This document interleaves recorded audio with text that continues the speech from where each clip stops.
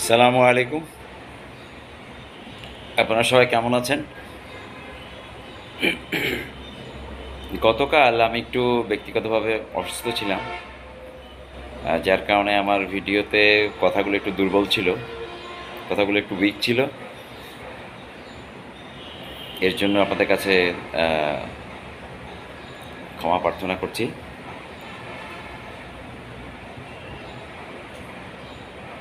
আপনারা সবাই কেমন আছেন? আশা করি ভালো আছেন। আমাদের একটা রাষ্ট্রের অর্থনীতিতে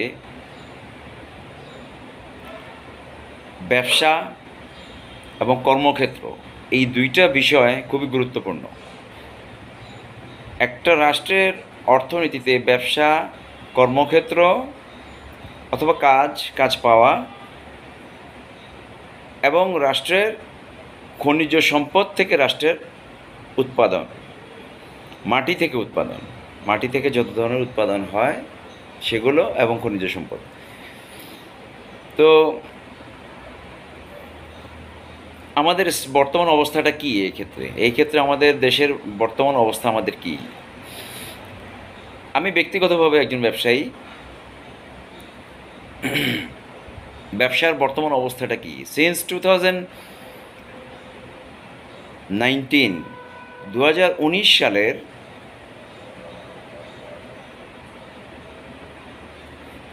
ওয়ার্ল্ড ইকোনমিক রিসেশনের যে ধাক্কাটা, যেটা ওয়েস্টার্ন যে ধাক্কাটা, সেটা এসে আমাদের এখানে আস্তে আস্তে লাগতে শুরু হয় 2018 সাল থেকে।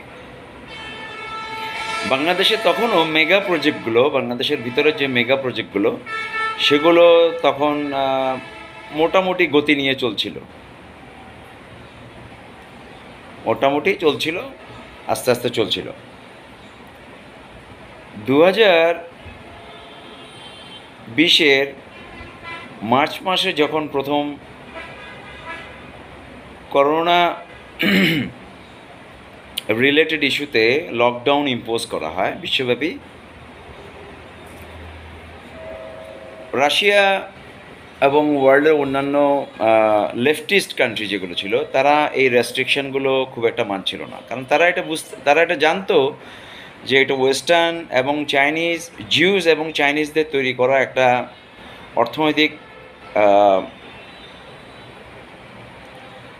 অর্থনৈতিক পলিসি, যেটার দ্বারা পৃথিবীকে রুল করা হয়। আমরা জানতে হবে যে অর্থনৈতিক পলিসি দিয়ে পৃথিবীকে রুল করা হয়। পৃথিবীতে রুলিংয়ের ওয়ান অফ দ্য টুল, খুব শক্তিশালী একটা টুলস হলো অর্থনৈতিক ব্যবস্থাপনা, শাসন করার অর্থনৈতিক ব্যবস্থাপনা। আপনি এই যে গত কিছুদিন আগে আমাদের বাংলাদেশে একটা বিষয় নিয়ে অনেকে কথা বলতেন, স্পেশালি বাংলাদেশের যিনি প্রাক্তন প্রধানমন্ত্রী ছিলেন, ওনার ওনার ওনার ওনার সান ওনার ছেলে যিনি বাংলাদেশে আইটি স্পেশালিস্ট ছিলেন, বাংলাদেশে আইটি রিলেটেড মিনিস্ট্রিতে যিনি ছিলেন, উনি বলতেন যে বাংলাদেশকে ক্যাশলেস সোসাইটি করা হবে। এখন ক্যাশলেস সোসাইটি ব্যাপারটা কি? পশ্চিমা সমাজে অধিকাংশ মানুষই ক্রেডিট কার্ড অথবা ডেবিট কার্ড ব্যবহার করে। একসময় মানুষ কাগজের নোট, মেটাল কারেন্সি এগুলো বহন করত। এখন পৃথিবীতে মানুষ যত বেশি সুখী হওয়ার চেষ্টা করলো, ভার কমানোর চেষ্টা করলো, তত বেশি প্লাস্টিক মানি বা credit card, debit card, chip দিয়ে যে কার্ডগুলো তৈরি করা হয়েছে সেগুলোর দিকে ধাবিত হলো। এছাড়াও এটার মূল বিষয় হলো এটা ফাইন্যান্সিয়াল গভর্নেন্স, এটা ই গভর্নেন্স বলা চলে। এটা ই গভর্নেন্স। তো এই গভর্নেন্স মেনটেন করতে পারলে একটা রাষ্ট্রের ক্ষতি কি, কল্যাণ কি? একটা রাষ্ট্র তখন আপনার ইকোনমির পুরোটা যখন তার নিয়ন্ত্রণে চলে যায়, আপনি যখন কমপ্লিটলি ক্যাশলেস হয়ে যাবেন, আপনার ডিজিটটা তাদের একটা নিয়ন্ত্রণের মধ্যে চলে যায়। তারা কোনো কোড না দিলে, ছাড় না দিলে আপনি সে ডিজিট ব্যবহার করতে পারবেন না। আপনি কোনো একটা টাকা উত্তোলন করবেন, তাদের সিস্টেমের ভিতর দিয়ে আপনাকে অনুমোদন পেতে হবে টাকাটা তোলার জন্য। তো এখন একটা রাষ্ট্রের লোক তার পুরো টাকাটাই যদি গভর্নমেন্টের হাতে চলে যায়, সে যদি কখনো গভর্নমেন্টের বিরুদ্ধে কোনো বিষয়ে বিদ্রোহ করতে চায়, কোনো বিষয়ে যদি গভর্নমেন্টের সাথে অসহযোগিতা দেখাতে চায়, তাহলে গভর্নমেন্ট ইচ্ছা করলেই আপনার টাকাটা আটকে দিতে পারবে, আপনার ইকোনমিকে কমপ্লিট নিয়ন্ত্রণ করে ফেলতে পারবে। তো আপনাকে যদি ফাইন্যান্সিয়ালি নিয়ন্ত্রণ করে ফেলা যায়, গভর্নমেন্ট বলা চলে যে গভর্নমেন্ট আপনাকে 60-70% কন্ট্রোল করে ফেলেছে। তো এইটাই গভর্নেন্সের একটা খারাপ দিক। ভালো দিক এটা বলা যেতে পারে যে হ্যাঁ ঠিক আছে, আপনি ভার বহন করতে হচ্ছে না, আপনি সহজে যে কোনো জায়গায় ইজিলি আপনার টাকাটা রিডিম করতে পারছেন, আপনার টাকাটা আপনার যে আপনার কাছে যে ডিজিট ভ্যালু যেটা আছে সেটা আপনি ইউজ করতে পারছেন। কিন্তু খারাপ দিকটা হলো যে কোনো শাসক যদি সে স্বৈর শাসক হয়ে যায়, ডিকটেটর হয়ে যায়, সে তার মন মতো আপনাকে কন্ট্রোল করতে পারবে। যাক, সেটা পৃথিবীর উন্নত রাষ্ট্রগুলোতেও 100% ক্যাশলেস সোসাইটি করতে পারে না, কারণ তাদের রাষ্ট্রের একেবারে তৃণমূল পর্যায়ে রুট লেভেলে যে সকল মানুষ কাজ করে, যারা 10 টাকা 20 টাকা 50 টাকা স্যালারি নিয়ে কাজ করে, আমেরিকাতে যারা পার আওয়ার $20 $15 এই জাতীয় কাজ যারা করে, তাদের ছোটোখাটো সে একটা জব করলো, আজকে একটা পার্ট টাইম জব করলো, সে $100 পেলো, সে তার কিছু ব্রেড বাটার নিয়ে এসে বাসায় চলে গেল। তো এই জন্য কিছু টাকা মার্কেটে সবসময় থাকে, আপনার পোর্টফোলিও মার্কেটে সবসময় কিছু টাকা রাখতে হয়, কাগজের কারেন্সি হোক মেটাল কারেন্সি হোক, কিছু রাখতে হয় অথবা রাখে। তো এইটা তো একটা ব্যাপার গেল, কিন্তু আমাদের বাংলাদেশে প্রেক্ষাপটে আমরা তো আমাদের এই জাতির লোককে এখনও তারা বৈশ্বিক অর্থনৈতিক ব্যবস্থাপনার সাথে পরিচিত করছে। আমাদের যিনি প্রয়াত অর্থনীতিবিদ ছিলেন জনাব আবুল মালাল মুহিত, উনি তো রীতিমতো ধমক দিতেন মানুষকে, অ্যাবসলিউটলি রাবিশ ধমক দিতেন। তো এইটা তো আপনি আপনার জাতির লোকের সাথে তাকে ছোট করে দেখছেন, তাকে তাচ্ছিল্য করছেন। সেটা সে একটা সাধারণ ফ্যামিলির একটা খুবই সাধারণ ফ্যামিলি থেকে আসা একটা সাংবাদিক বলে তাকে আপনি ধমকটা দিতে পারেন। আপনি তো কোনো রিচ ফ্যামিলির হাইলি এডুকেটেড কোনো মানে বাইর থেকে পড়ে এসছে, বাংলাদেশের বাইর থেকে অ্যাব্রড থেকে পড়ে আসা কোনো ছেলেকে তো আপনি এই ধরনের ধমক দিতে পারবেন না, সাহসও করবেন না, কারণ সে আপনার একটা ইংলিশের উত্তরে আপনাকে 10টা ইংলিশ বলতে পারবে। তো এখনও আমাদের দেশে যারা পলিটিশিয়ান, এরা 2-4টা ইংলিশ শব্দ দিয়ে দরিদ্র মানুষকে, দেশের একটু সাধারণ ফ্যামিলির মানুষদেরকে দমিয়ে রাখতে চায়। আমাদের অর্থনীতিকে আমাদের দেশে যারা পলিটিশিয়ান তারা বুঝতে দেয় না মানুষকে, যদি কিছু বোঝায় সেটা থেকে অনেক বেশি ফায়দা নিয়ে নেয়। আমাদের বর্তমান ব্যবসার পরিবেশ এই দেশে এখন বলতে আর কিছুই নেই। ব্যবসায়ীরা রাষ্ট্রের নিয়ন্ত্রণের বাইরে অনেকটা স্বাধীন একটা স্ট্রাকচার। তো আমাদের বিগত সরকার যারা ছিলেন তারা দেখলেন যে এই দেশে ব্যবসায়ীদেরকে যদি কমপ্লিট নিয়ন্ত্রণে না আনা যায়, কিছু লোক থেকে যাবে যারা রাষ্ট্রের বিরুদ্ধে কথা বলবে, অথবা রাষ্ট্রের বিরুদ্ধে বলার মতো এদের একটা শক্তি থাকবে, যেহেতু এই ইকোনমিটা, ব্যবসায়ীদের এই প্রাইভেট সেক্টর ইকোনমিটা অনেকটা স্বাধীন। তো ওনারা কি করলেন, ওনারা চিন্তা করলেন যে ব্যবসায়ীদের হাতে টাকা যায় এমন কোনো কাজ করা যাবে না। যেমন ব্যবসায়ীদের মধ্যে ওনারা ব্যাংক ইনভেস্টমেন্ট কমিয়ে দিবেন। ব্যাংক খুবই কম পরিমাণ, যে সকল প্রতিষ্ঠানগুলো খুব বড় মাপের তাদেরকে কিছুটা ব্যাংক ইনভেস্টমেন্ট করবে, লোন দিবে, বাকি ছোটোখাটো লোনগুলোকে আস্তে আস্তে করে চুষে নেবে। এর মধ্যে লকডাউনে সরকার কি করলো, বাসা ভাড়াগুলো যেন মেনটেইন করতে হয়, এই জন্য প্রতি মাসের শেষ দিকে তারা লকডাউনটা করে রাখতো, শিথিল করে রাখতো, যেন বাসার মালিকরা ভাড়াটিয়ার কাছ থেকে ভাড়াটা আদায় করতে পারে। এত কৌশলে, এত মাথা খাটিয়ে তারা লকডাউনের সময়গুলো দিত, যেন যে কোনোভাবে হোক ভাড়ার দোকান মালিকরা, অফিসের স্পেস মালিক যারা, ফ্ল্যাটের মালিক যারা, তারা যেন তাদের ভাড়াটিয়ার কাছ থেকে ঠিক মতোই ভাড়াটা আদায় করে ফেলতে পারে, এই জন্য মাসের শেষ দিকে লকডাউনটা শিথিল করে দিত। মাসের মাঝখানে এসে একটু শিথিল করতো, মাসের বিগিনিংয়ে একটু শিথিল করতো, যেন ওই যে ইউটিলিটি বিলগুলো মানুষ দিয়ে দিতে হয় এবং যে ট্যাক্স ভ্যাটগুলো আছে সেগুলো সঠিকভাবে আদায় করতে হয়।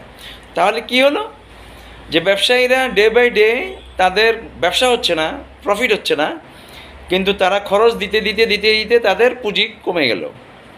এতে কি হলো, লোকাল মার্কেট থেকে ব্যবসায়ীদের পুঁজিটা গভর্নমেন্ট চুষে নিল এবং কর্পোরেট গভর্নমেন্ট যেটা তারা চুষে নিল, ব্যবসায়ীরা উইক হয়ে গেল। একটা ব্যবসায়ীকে এরপরে যখন লোন দেয়া হয়, এমনিই নাই তার ব্যবসা, তারপরে তার কাছ থেকে যখন লোনের সুদটা কেটে নেওয়া হয় আর বাড়তি টাকাটা নিয়ে নেওয়া হয়, সেই ব্যবসায়ীটা আরও দরিদ্র হয়ে যাচ্ছে।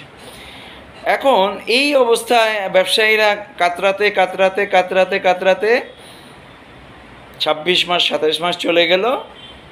যখনই ব্যবসায়ীরা আবার আমি বাংলাদেশের প্রেক্ষাপটে বলছি, পৃথিবীর সব জায়গাতে এগুলো হয়েছে, যখনই ব্যবসায়ীরা আবার রিস্টার্ট করবে লকডাউন উইথড্র করার পর, সাথে সাথে কী করলো আমাদের গভর্নমেন্ট, যত মেগা প্রজেক্ট আছে সেই মেগা প্রজেক্টের গতিগুলোর বাড়িয়ে দিল বহুগুণ। এতে করে কি হলো, রাষ্ট্রের রিজার্ভ এবং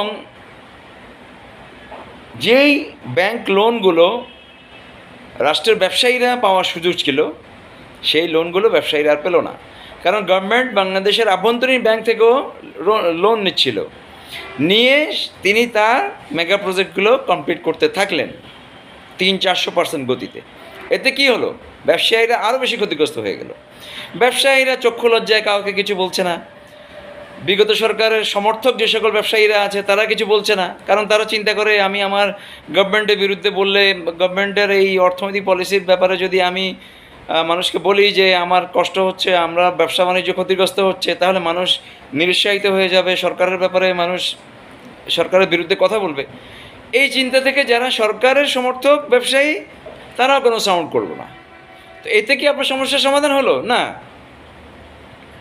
ডে বাই ডে সমস্যা বাড়তেই থাকলো। এখন এই জাতীয় শত শত শত শত লক্ষ লক্ষ ব্যবসায়ী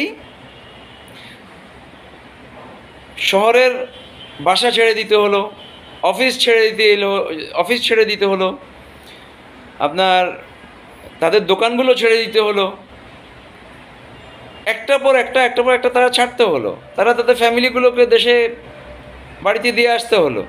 এখন তারা কি করছে, এখন তারা তাদের বিজনেস প্রতিষ্ঠানগুলো বন্ধ করে দিচ্ছে, ব্যাংক তাদের বিজনেস ফল করে গেছে, দোকানে মাল নেই, ব্যাংক তাদেরকে লোন দিচ্ছে না, কারণ ব্যাংক তো শুধু ওই প্রতিষ্ঠানগুলোকেই লোন দেয় যাদের ফাইন্যান্সিয়াল অ্যাক্টিভিটি থাকে, মিথ্যা হোক আর সত্য হোক। তারা কাকে লোন দিয়েছে, বাংলাদেশের ব্যাংক কাকে লোন দিয়েছে?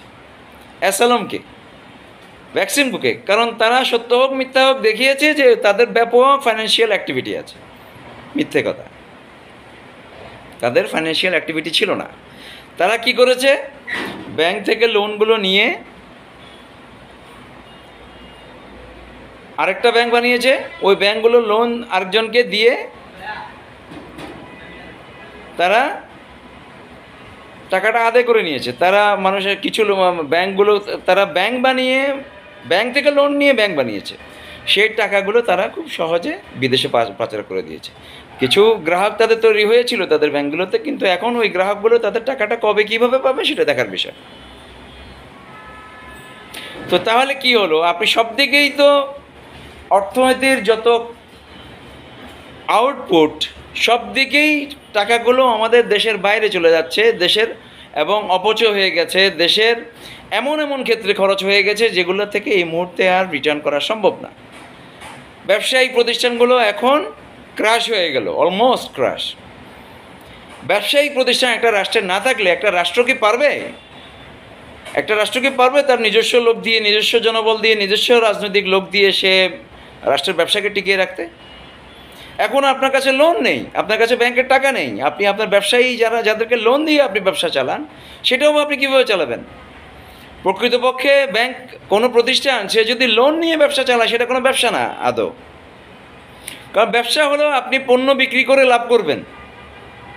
আপনি যখন পণ্য বিক্রি করে লাভ করতে পারেন না, আপনার দোকানে কোনো মাল থাকে না, গভর্নমেন্টকে ট্যাক্স ভ্যাট, লোকাল চাঁদা, ট্যাক্স ভ্যাট এইসব দিয়ে এবং ভোগ্য পণ্যের দাম যখন বেড়ে যায় এই সকল খরচগুলো দিয়ে আর ওই ব্যবসায়িক প্রতিষ্ঠানে কোনো লাভ থাকে না, ওই ব্যবসায়িক প্রতিষ্ঠানটা ব্যাংক থেকে লোন নিতে হয়। তাহলে আপনাকে আমাকে বুঝতে হবে এখানে কোনো বিজনেস নেই, কোনো বিজনেস হচ্ছে না।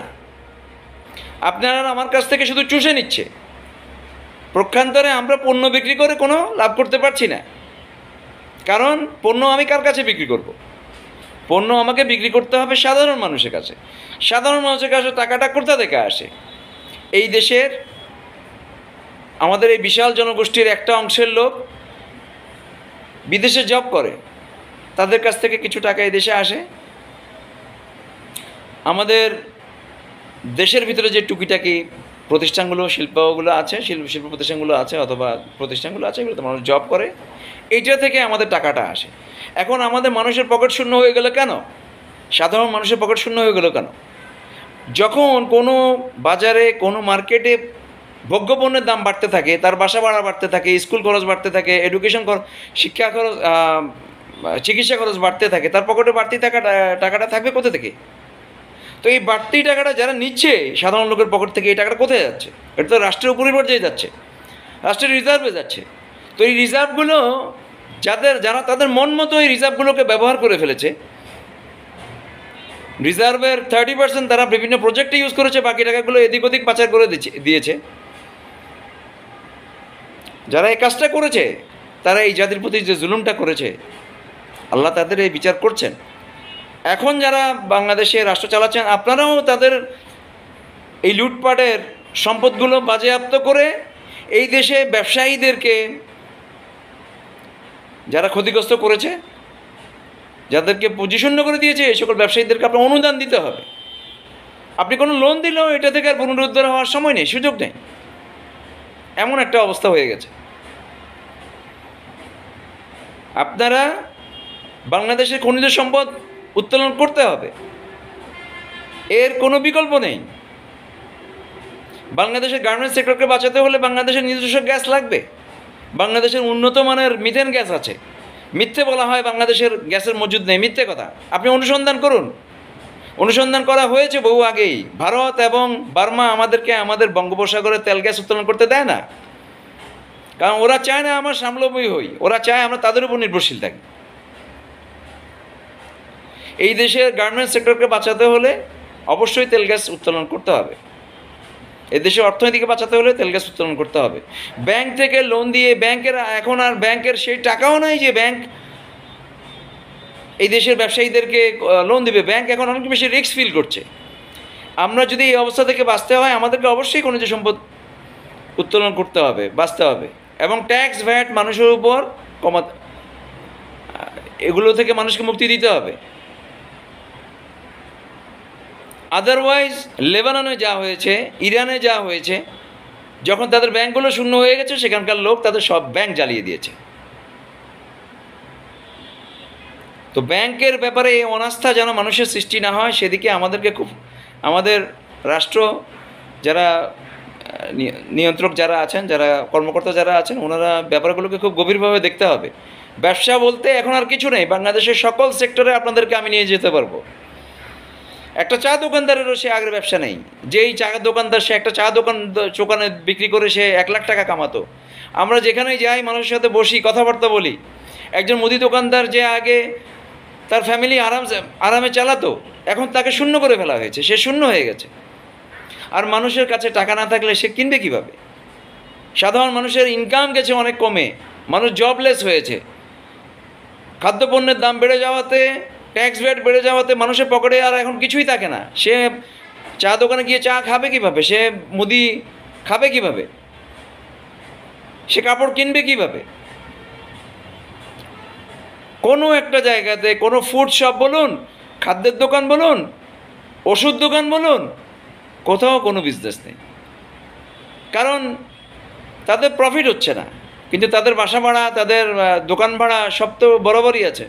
এই দেশের বাসার মালিক অথবা দোকান মালিক যারা, তারা তো আপনার ভাড়া কমাবে না। আপনি প্রখ্যাত খবর নিয়ে দেখুন, জার্মানিতে, ইউরোপে, ইংল্যান্ডে, ওইসব রাষ্ট্রে কী হচ্ছে। ওদের অনেক শহরে অনেকে ওদের রেন্টগুলো কমিয়ে দিচ্ছে, যেন তাদের মানুষগুলো তাদের এলাকা ছাড়া না হয়ে যায়। সিটিগুলোতে, আরবান সিটিগুলোতে, ইউএস, ইংল্যান্ড, কানাডা, জার্মানি, এই সকল আরবান সিটিগুলোতে মানুষের ব্যয়ভার অনেক বেড়ে গেছে। এখন আরবান সিটিগুলোর যে খরচ, ওই খরচগুলো তারা বহন করতে গিয়ে মানুষের উপর ট্যাক্স বের বাড়িয়ে দিচ্ছে। কিন্তু এতে কোনো সমাধান হবে না, তাদেরকেও নেমে আসতে হবে, এর কোনো বিকল্প নেই। আমাদের রাষ্ট্রে ইলিশ মাছ এবং গরুর মাংসের দামকে বহুগুণ বাড়িয়ে রাখা হয়েছে। কেন? প্রাকৃতিকভাবে পাওয়া এই মাছ এবং এর ইনফ্লেশনের কারণ কি? কারণ যারা জাল বিক্রি করে, যারা জাল, জেলেরা তো সব দরিদ্র, জেলেরা তো মাছের দাম পায় না। এই দেশে জেলেরা তো সব দরিদ্র। এখন সে যখনই জালটা কারো কাছ থেকে ধার নিতে চায়, ওই জালের উপর অনেক সুদ ইম্পোজ করা হয়। সে যে নৌকাটা বানাতে যায়, যে বোটটা বানাতে চায়, সেটার উপর অনেক সুদ ইম্পোজ করা হয়। একজন সাধারণ জেলের তো কোনো উপায় থাকে না, তাকে কে দিবে টাকা? 10-20 লাখ টাকা তাকে কে দিবে?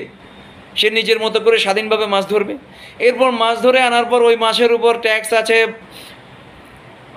কত ধরনের ট্যাক্স আছে, এটা বলে তো শেষ করা যাবে না। তো মাছের দাম তো বাড়বে না কীভাবে? এরপরে আপনি তো স্বাধীনভাবে জেলেকে মাছ ধরতে দিচ্ছেন না। সাগরের মাছ, ছোট মাছ হোক বড় মাছ হোক, বড় মাছ এক মাছকে আরেক মাছ খেয়ে ফেলে। আপনি কীভাবে সাগরকে নিয়ন্ত্রণ করবেন? কোন মাছ ছোট মাছ, কোন মাছ বড় মাছ, আপনি কীভাবে সাগরকে নিয়ন্ত্রণ করবেন?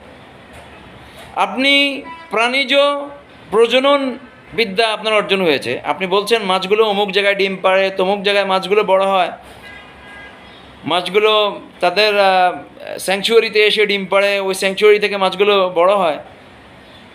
অন্য বড় মাছগুলো এই ছোট মাছগুলোকে খায় না। আপনি সাগরের মাছগুলো কে কাকে খায় আপনি নিয়ন্ত্রণ করবেন? আপনি কি বুঝাতে চাচ্ছেন? সাগরের মাছকে আপনি গভর্নিং করবেন, শাসন করবেন? এই তোমরা এই মাছগুলো খাবে, এই মাছগুলো খাবে না। সাগরের মাছ আপনার কথা শুনবে? তো সব কিছুতে আপনারা মানুষের ব্যবসাগুলোকে শেষ করে দিয়েছেন। আমাদের ব্যবসায়ীগণ যারা আছেন, সত্য বলার চেষ্টা করুন, লুকিয়ে রেখে কোনো লাভ হবে না। অনেকেই সত্যটা বলছেন না, ওনারা এই কথা চিন্তা করছেন আমি সত্য বললে আমি ব্যাংক লোন পাবো না। ব্যাংক আপনাকে লোন এমনিই তো দিতে পারবে না। ব্যাংকের যে ক্যাপিটাল ছিল সেটা তো এই দেশের বড় বড় শিল্পপতিরা খেয়ে ফেলেছে। আপনাকে ব্যাংক লোন দিবে কোত্থেকে?